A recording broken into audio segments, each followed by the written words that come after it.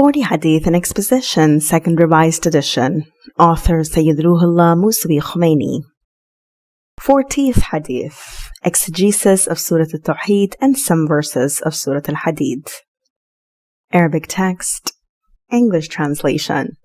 With my chain of authorities reaching up to the foremost sheikh and the greatest pillar, Muhammad ibn Yaqub al-Kulaini, from Muhammad ibn Yahya, from Ahmad ibn Muhammad, from Al-Husayn ibn Sa'id, from Al-Nadr ibn Suwaid, from Asim ibn Humayd, who said, Ali ibn al-Husayn alayhi salam was asked concerning Tawheed.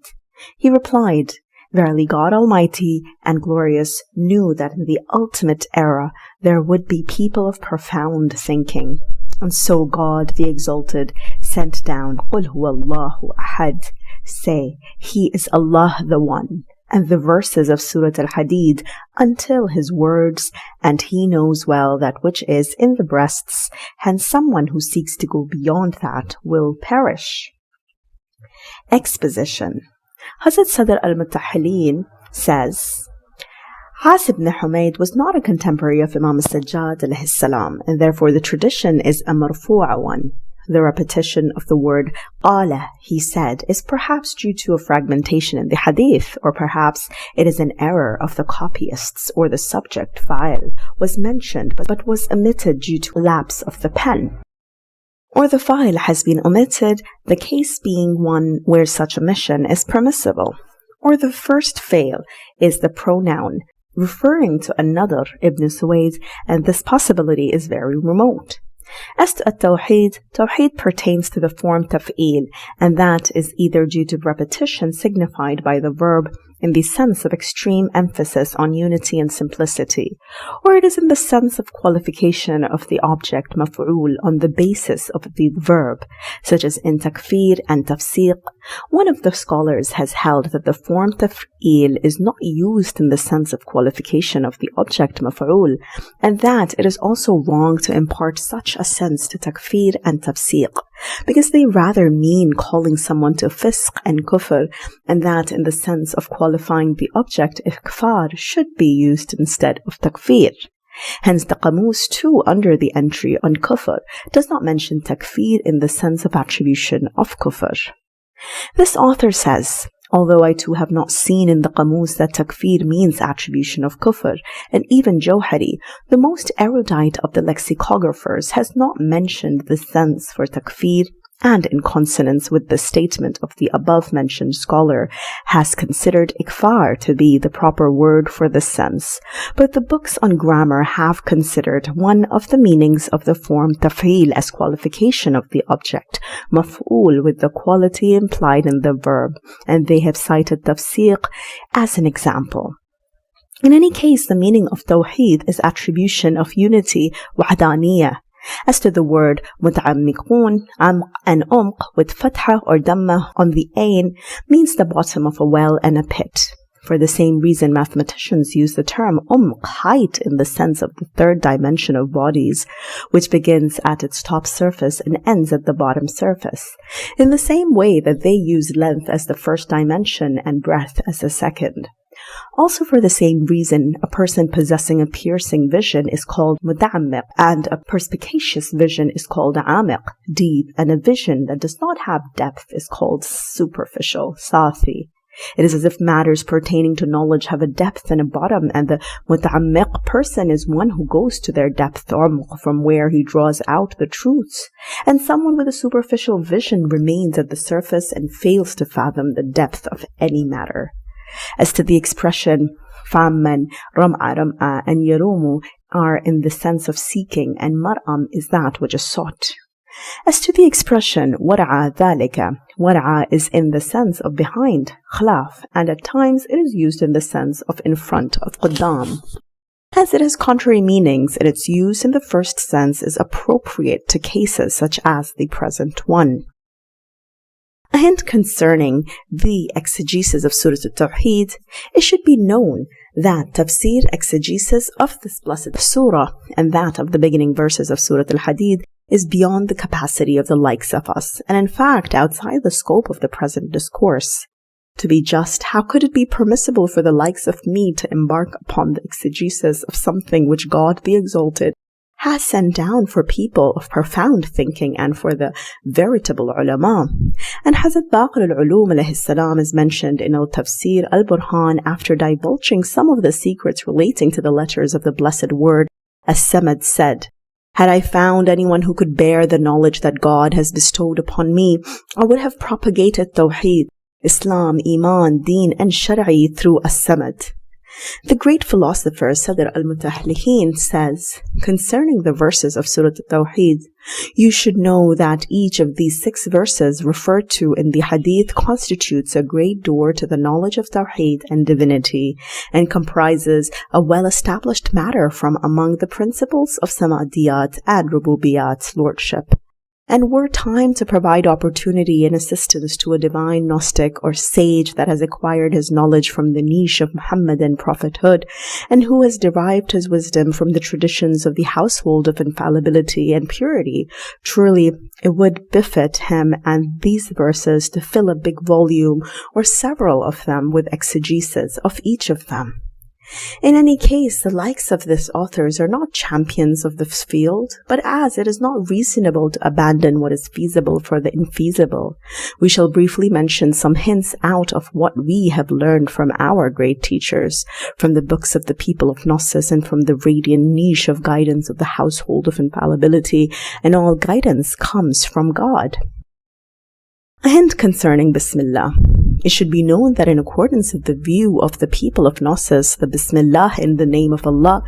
in every surah pertains to that surah itself and not to "I seek help" or anything of that kind, because Ismullah, name of Allah, is the totality of the Mashiach, divine will, at the plane of manifestation, Maqdam, Az-Zuhri, the station of the most sacred effusion, Fayd al-Aqdas, at the plane of revelation, Tajalli of Ahadiyya, the station of inclusiveness of divine names, Jama' al-Ahadi, Yasama, Yasma, at the plane of Wahidiyya, and the entire cosmos, Kaun, at the plane of inclusive unity, Ahadiyat, Ahjam, which is the inclusive cosmic object, Kaun al-Jami, and the levels of existence in the vertical ascending and descending order, and each of the objective entities, Huwiyat al-Ayniyah, at the horizontal plane. The meaning of Allah differs in accordance with each of these considerations, for it is the referent of those names, and the meaning of Bismillah varies in accordance with each surah of the noble Quran, with which the Bismillah is associated in respect of text, and which is manifestation of it in respect of meaning. Rather, the meaning of Bismillah varies in accordance with every action that is begun with Bismillah, and it relates to that very action. One who has gnosis of the manifestations of divine names observes that all works and actions and all objects and accidents are manifested and realized by virtue of the sacred greatest names, Ism al-Azam, and the station of absolute will, Mashiyat al-Mutlaqa. Hence, while performing that action and bringing it into existence, he recalls this matter in his heart and extends it to the plane of the natural realm and mulk pertaining to himself, and says, Bismillah. That means I eat or I drink or I write and I do such and such a thing by the station of the absolute will of the possessor of the station of all-encompassing beneficence, Rahmaniyat, which is the expanse of existence, and the station of all mercifulness, Rahimiyya, which is the expanse of the station of perfection of existence, or the possessor of the station of all-encompassing beneficence, which is the station of revelation, Tajalli, exoteric manifestation, Tajalli bi-Zuhur, and expansion of existence, Bast al-Wujud, and the station of all mercifulness, which is the station of revelation through esoteric manifestation, Tajalli bi-Batiniyat, and contraction of existence, Qabd al-Wujud. Hence, from one viewpoint, the God-word wayfarer and the Gnostic of God sees all actions and existence as manifestations of the absolute will and as annihilated in it. The aspect of unity predominates in this view, and he considers Bismillah in all the surahs of the Quran and in all actions and works to possess a single sense. And from another viewpoint, which is turned towards the world of separation and differentiation, he sees a different meaning in Bismillah at the head of every surah and at the beginning of every action.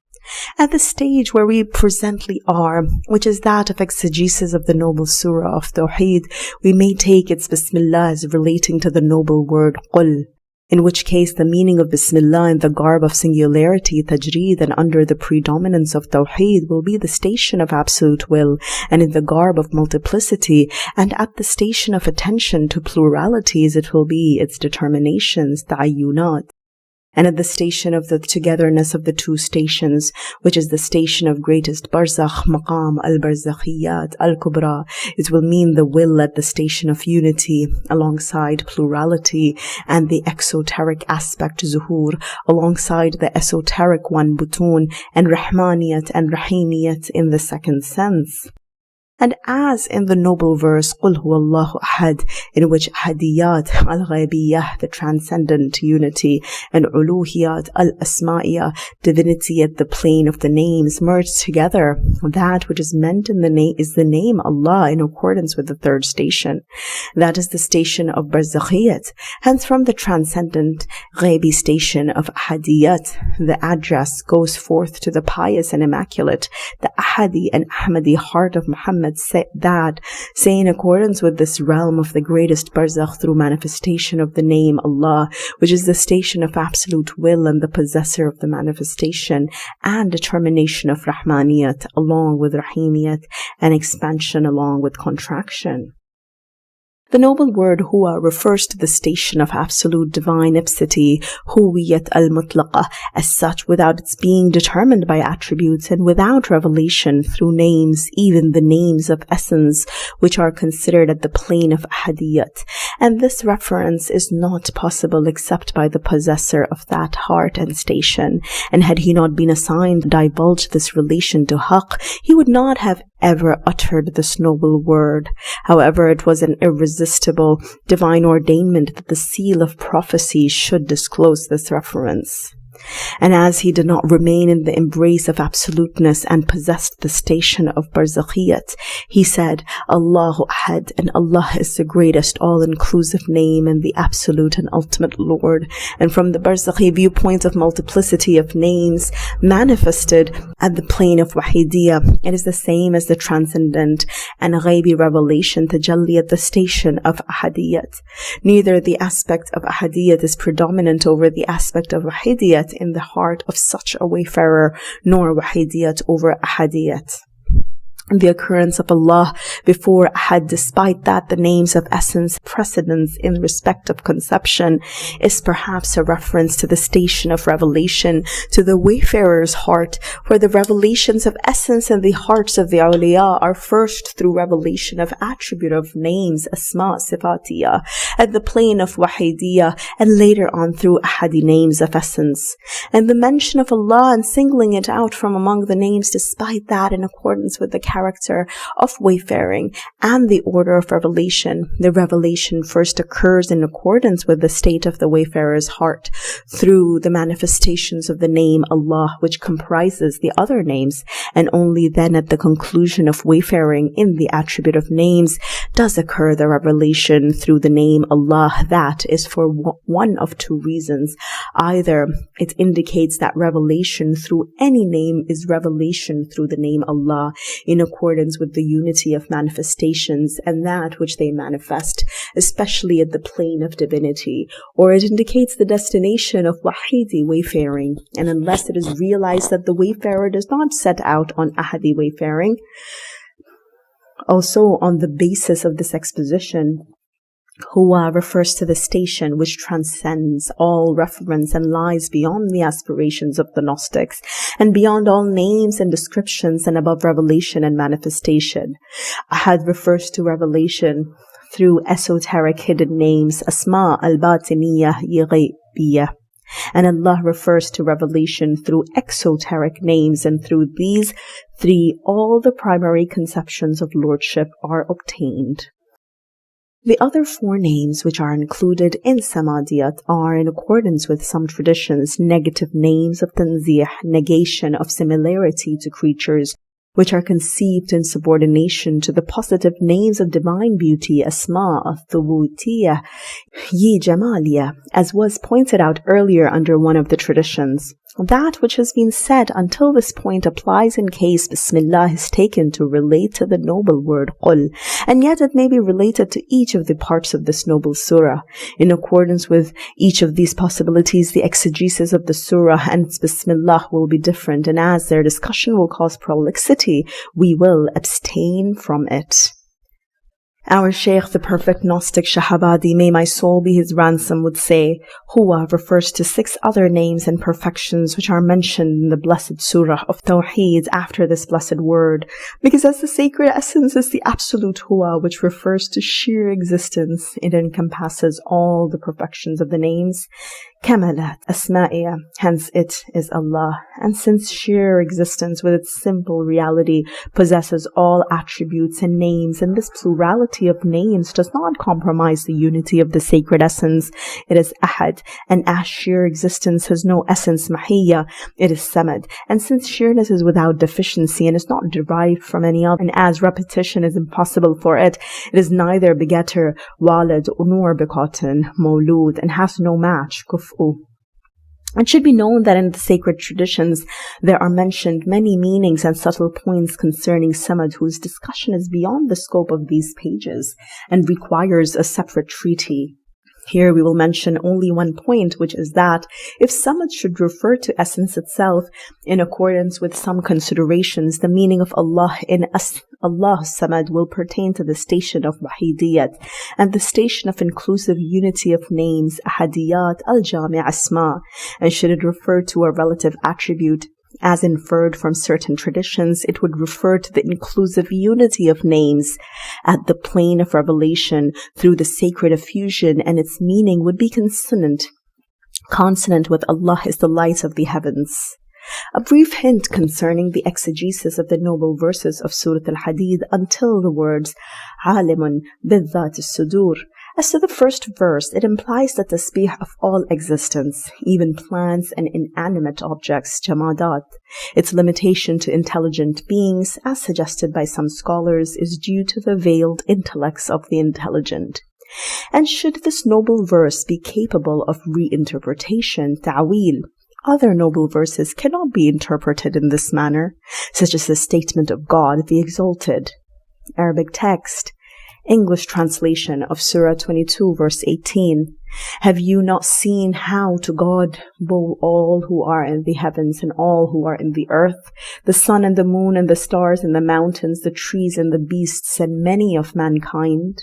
Also the interpretation of the tasbih as something innate, fitri and inbuilt, taqweeni, is an innate one, not consonant with the traditions and Quranic verses, besides being contrary to firm metaphysical proof and the Gnostic approach. That which is strange is that the great philosopher and scholar Sadr al-Mutallihin does not consider tasbih in these creatures to constitute speech. He considers the speech of some inanimate objects such as the pebbles to be sounds created in them, in accordance with their states by the Holy Spirit of the Wali. He has considered the statements of some Gnostics who consider all existence as possessing linguistic life, hayat nutqi, as being contrary to metaphysical reasoning and as implying suspension of their nature, tad'il, and perpetuation of compulsion, dawam al-qasr. Although such a position is contrary to his own principles, however, this position, which is borne out by explicit Quranic verses and is the essence of Gnosis, does not lead to any inconsistency at all, and were it not for the fear of prolixity, we would have elaborated on this matter, along with its necessary preliminaries. However, here we shall confine ourselves to a passing hint.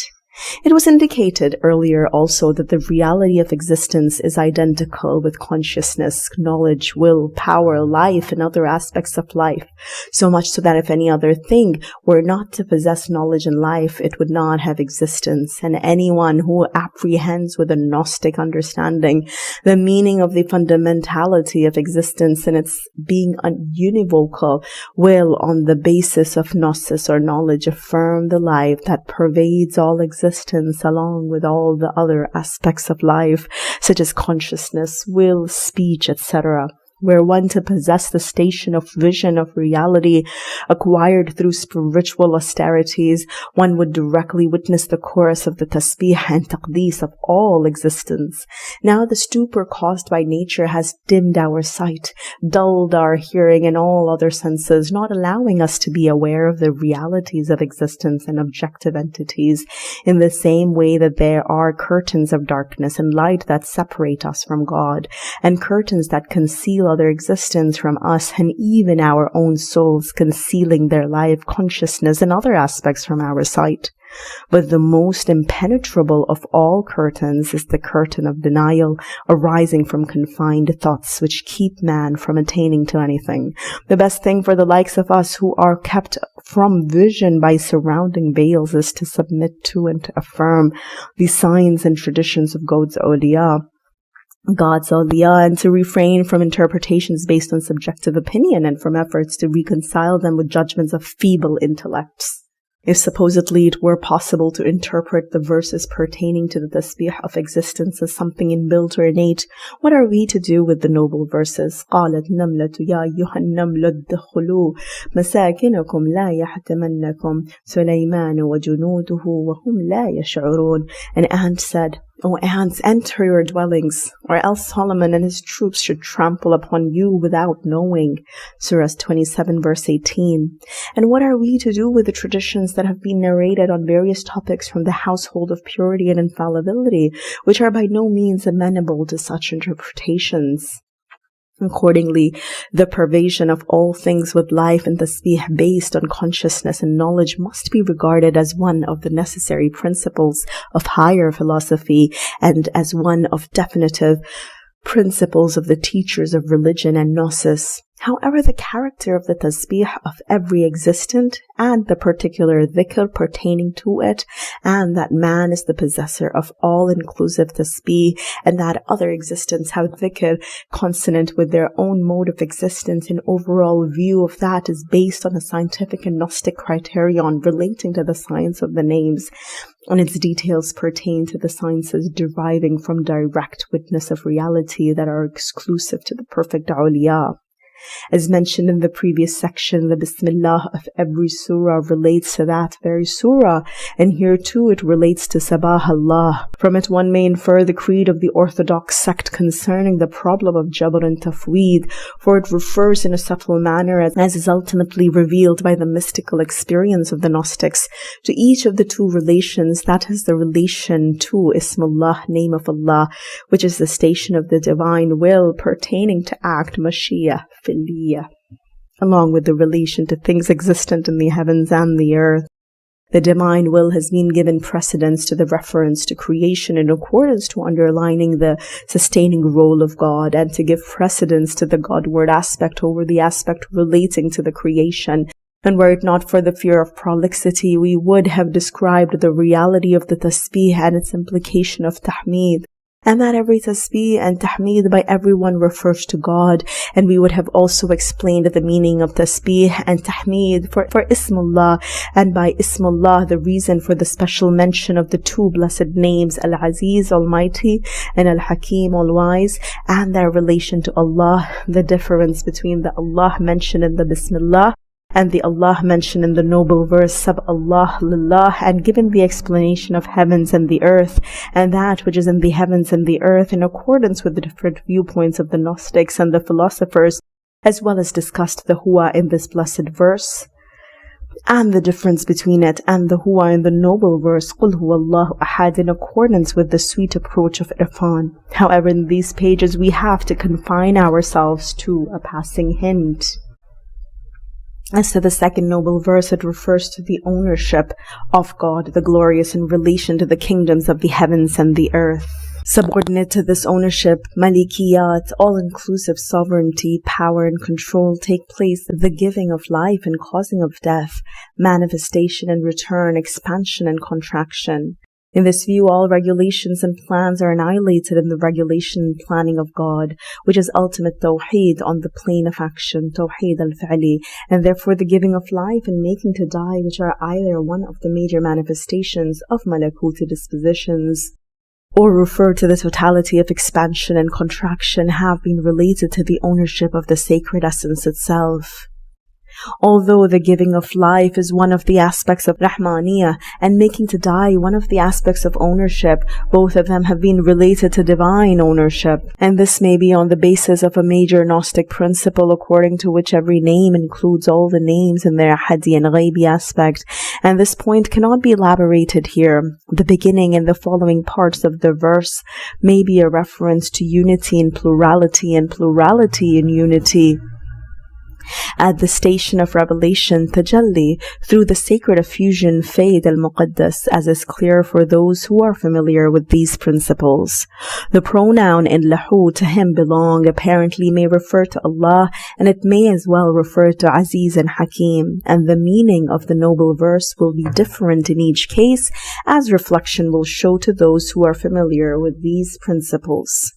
Issues such as the explanation of the character of divine ownership, the reason for the imperfect tense of the verbs yuhid gives life and yumitu causes to die, which indicates continuity and repetition, the referent of the pronoun huwa, and the different meanings that follow as a result of the different reference, explanation of whether muhyi, mumit, and qadir are names of essence or those of attributes or acts. These issues have to be consigned to their proper occasion and place, like the explanation of the character of giving life and causing death, the reality of the trumpet of Israfil and the two surroundings pertaining to bringing to life and causing death, the functions of Hazrat Israel and Hazrat Azrail and their stations and the character of their causing life and death, each of which has quite elaborate Gnostic descriptions and metaphysical proofs. As to the third noble verse, it is as follows. Arabic text, English translation, He's the first and the last and the outward and the inward, and He's the knower of all things. Surah 57 verse 3.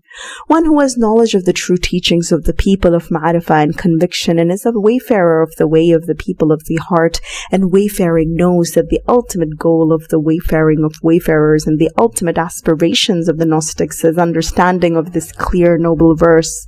By the life of the beloved, there is no better statement of the reality of Tawheed, of the essence and the names, than this verse, and it would be fitting for all the Gnostics to fall to the ground and to bow down before the consummate Gnosis of Muhammad sallallahu alayhi wa alihi wa sallam, this inclusive comprehension of Ahmad, and this firm divine sign.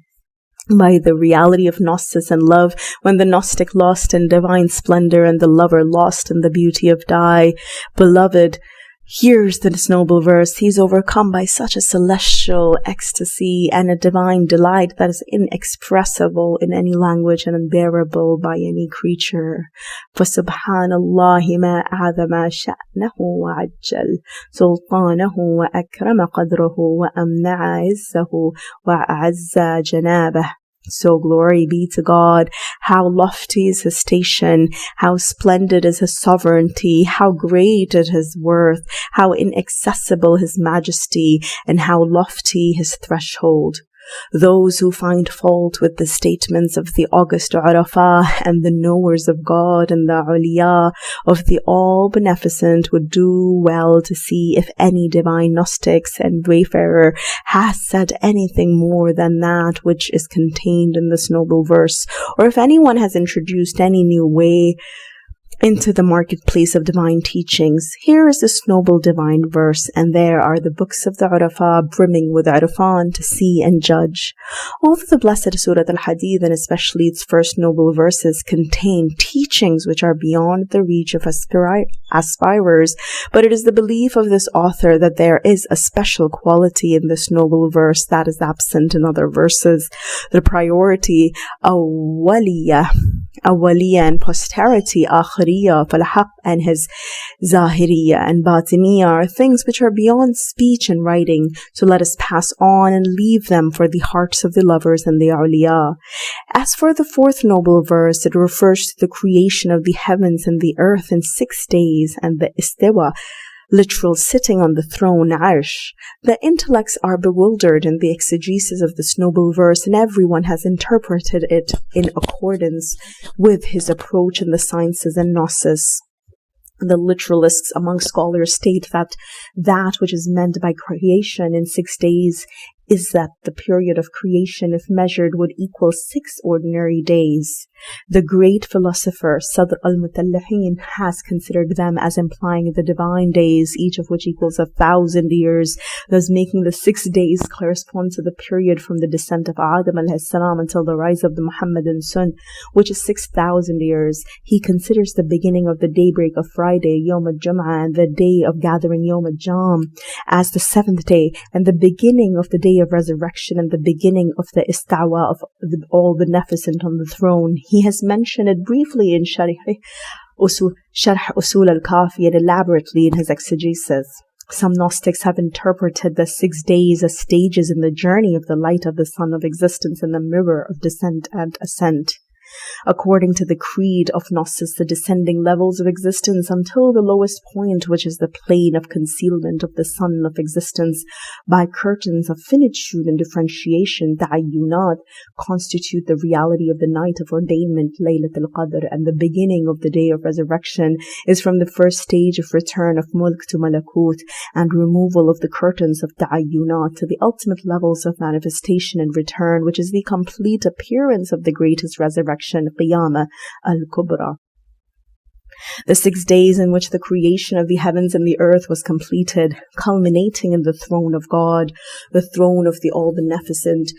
which is the ultimate end of divine istawa, power and dominance, are the 6-fold ascending planes in the greater cosmos, Alam al-Kabir, and the throne of God, which is the manifestation of the perfect dominance and ownership, is the plane of will and the all-beneficent sacred effusion, Fayd al-Muqaddas al-Rahmani, which is its complete manifestation after elimination of ta'ayyunat and completion of the creation of the heavens and the earths. And until the existence of the heavens and the earth endures, their creation is not finished from the viewpoint of the people of Gnosis. In accordance with the words, every day he is engaged in some work, Surah 55 verse 29,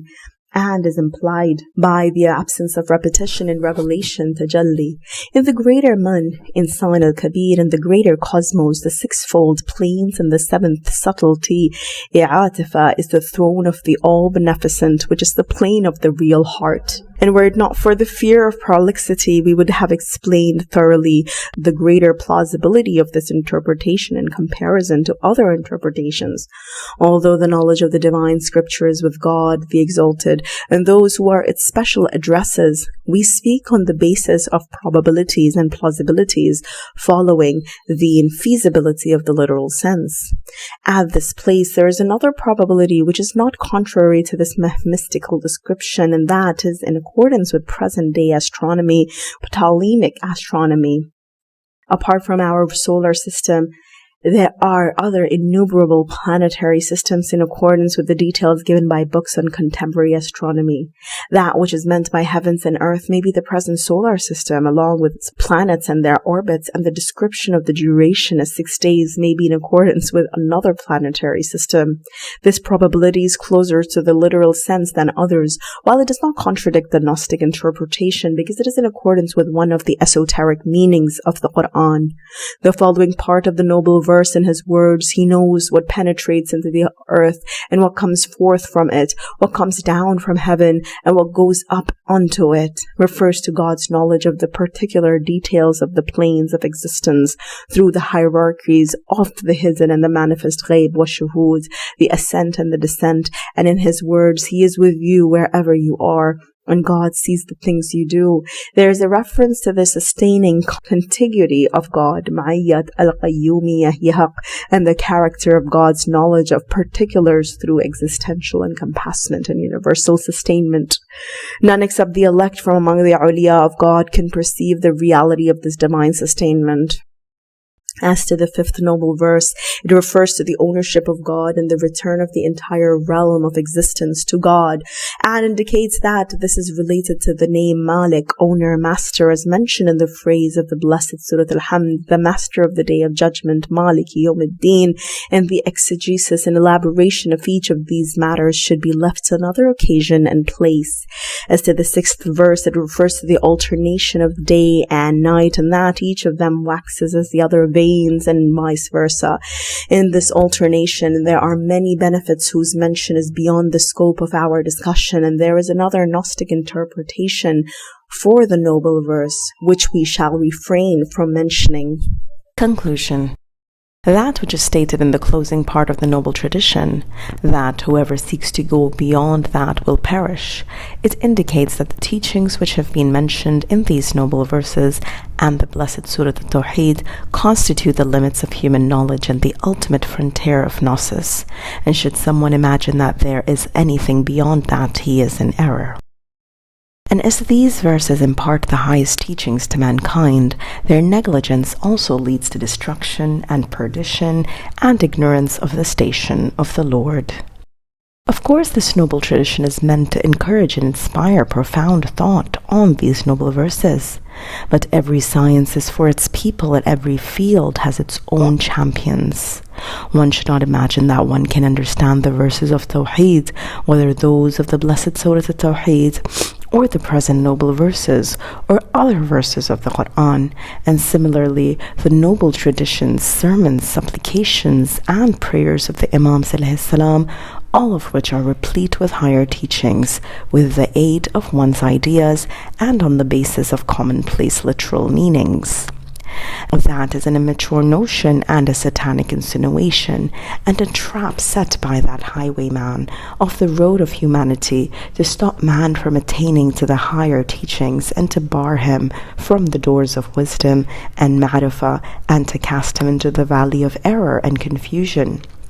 God is witness, his witness is sufficient, that I do not intend to promote the market of formal philosophy or formal irfan. Rather, my purpose is that my brethren in faith, especially the learned amongst them, should pay some attention to the teachings of the Ahl al-Bayt alayhi and those of the Quran, and not neglect them. For the main purpose of the missions of the apostles and the revelation of the scriptures has been the noble goal of Gnosis of God, in the shadow of which all felicities of the world and the hereafter are realized. But alas, so long as man is in this world and besieged by all kinds of veils, he cannot identify the path of his own felicity.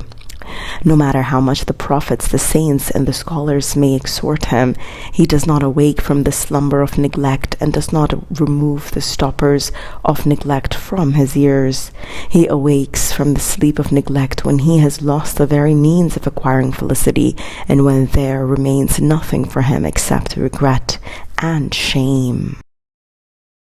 End of 40th Hadith. Exegesis of Surat Al-Tawhid and some verses of Surah Al-Hadid.